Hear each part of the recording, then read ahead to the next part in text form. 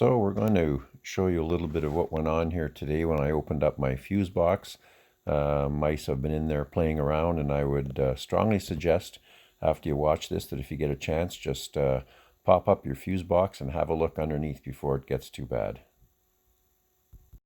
But what I wanted to show you was, and I have heard of this, and lo and behold, I am very, very lucky.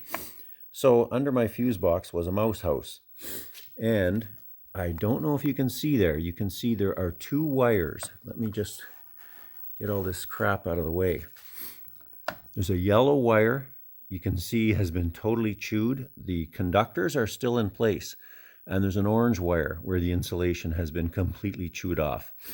I'm very lucky because I haven't, to my knowledge, experienced a problem with it. But, you know, it's literally just waiting to happen. So I'm going to have to clean this all out, get rid of everything. And I've got some liquid tape, which I'm going to work on those wires to make sure they're okay. It's a very quick job to pop this stuff out and access it. And it's just in a bad place where corrosion and salt comes in from the fender. So not a good design in that part. But I would urge you, if you have an older GM, pop your fuse box up, because this is a common place that mice tend to make their nest. And you can see that's exactly what was going on under here. And I'm very lucky I didn't have it shorted out or the wiring chewed right through.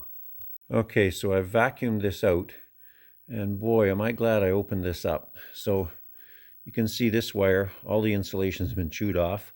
The copper conductors are fine. This one, the yellow wire, all the insulation's chewed off. A little bit of this one here, you can see where he's been gnawing away at that. But down here, this one, I hadn't seen this. This is completely gone, the insulation chewed off.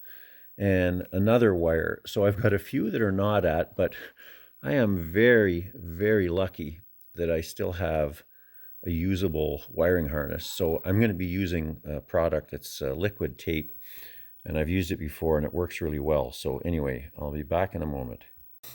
So this is what I'm using. It's called liquid electrical tape, and you can see now I've applied it to those wires, and I'm going to probably get my heat gun, not to make it hot but warm, to speed up the drying of it.